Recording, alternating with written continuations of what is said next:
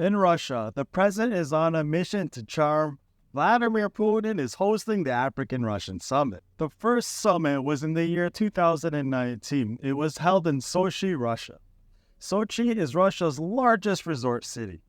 What just concluded was the second summit held, right? The forum for this year was peace, security, development, and cooperation. Promises of agreed securities, guarantees, all with a hint of salt-make kind of style of geopolitics. The Russia-African Summit of 2023 started with a bomb drop. Putin's first pledge was to 6 disenfranchised African countries to have free grain. We will be ready in the next 3 to 4 months to provide for free to Burkina Faso, Zimbabwe, Mali, Somalia, Central African Republic, Eritrea, with 25 to 50,000 tons of grain, and we will ensure free delivery of these products to consumers. Ukraine accounts for about 9% of global wheat exports, right? And so this grain makes way through the Black Sea to make into the markets. And in 2020, Ukraine and Russia struck a deal with the UN being a witness. It was called the Black Sea Grain Deal. This UN brokered would have the Ukraine part of the grain agreement would have 97% of that reach to Europe, right? And the remaining 3% would only reach Africa. And Russia would not attack those ships or stop them. And that was the deal. And just last week, Russia did not renew the renewable agreement. Since then, global food prices have been on the rise, and Africa was very alarmed since NATO may now interfere with Russian ships that deliver grain to Africa. The African continent depends on grain imports, and a non-renewed peace agreement would cause commodities for wheat to increase, and this does not sit well with African leaders. This concerns any national leader that would be sensitive to grain prices when they import into their country. Putin now is actually bridging that gap. What he's doing is he's promising to deliver and make up the share for your grain share, and he's offering most of it to the African countries involved for free. Our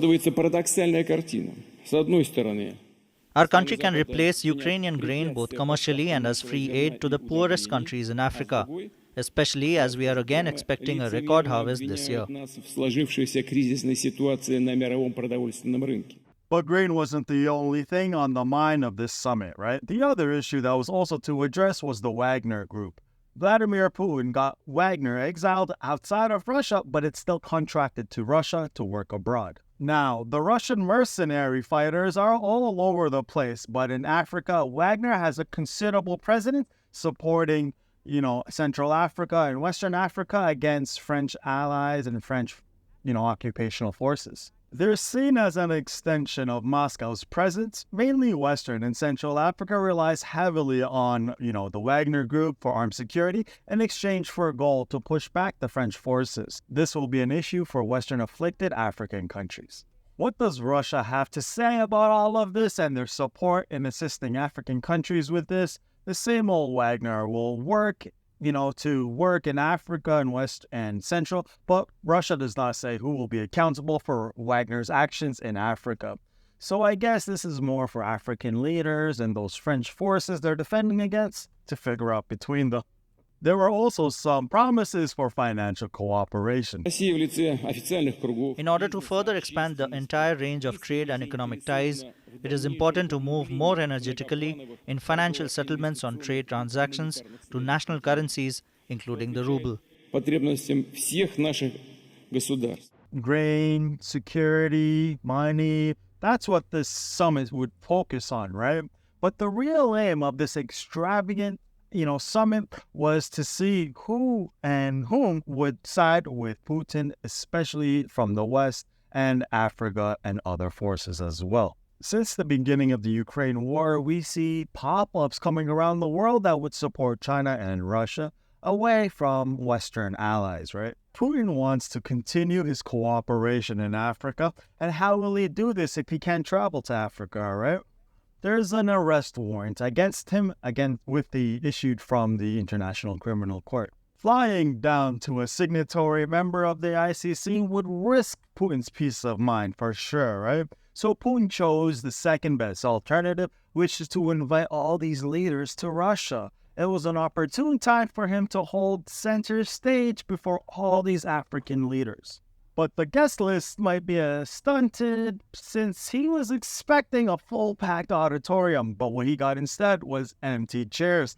49 African delegates were actually invited, but only 17 were able to RSVP. This was a huge sharp fall from 2019 when 43 leaders have reached Russia in the first African-Russian summit in 2019. What explains this shy attendance? Moscow blames the West for it, right? He says that Western nations tried to sabotage the event. Let's have a look to what he actually has to say. Virtually all African states have been subjected to unprecedented pressure from the US and the French. Embassies on the ground have not been sleeping either, along with their Western mission, who are also trying to do their bit to prevent the summit from taking place. So Russia says African countries were subjected to unprecedented pressure, aka blackmail. The Ukraine war has divided the world, and countries were quick to choose which side they want to be on, which allies they wanted.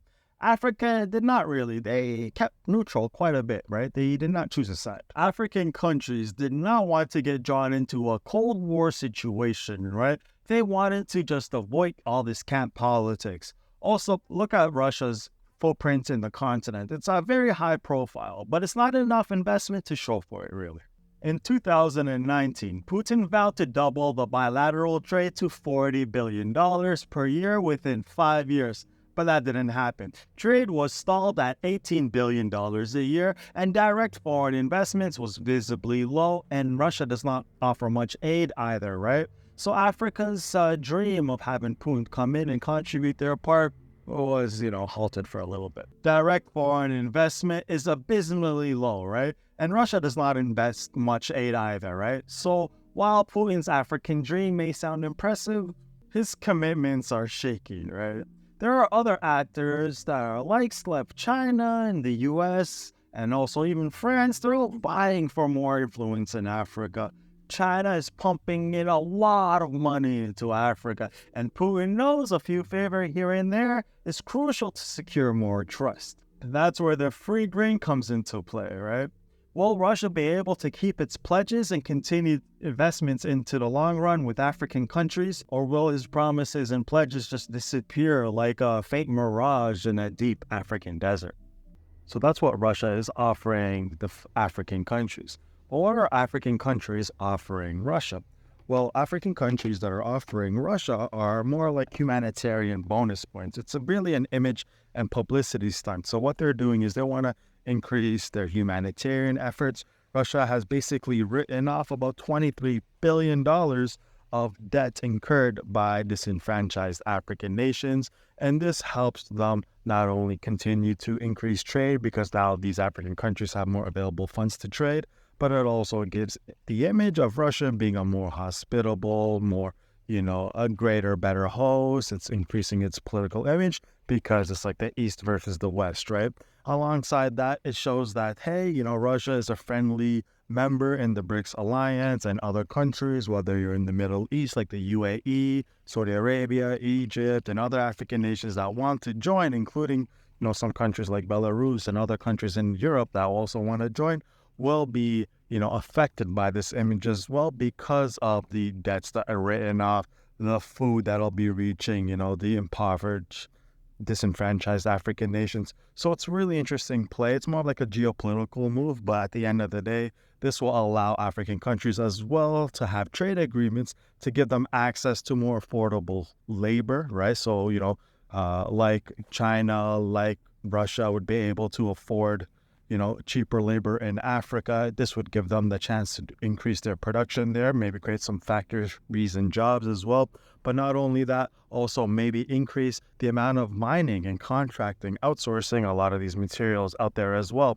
So there's quite a few benefits for Russia as well by providing these kind of economic deals in the future to lay the groundwork for zoning rights, manufacturing rights, mining rights, perhaps, deals in the future as well that maybe it will service one another, whether it's, citizenship by investment for, certain countries to access. So there's a whole lot of slew as well over there.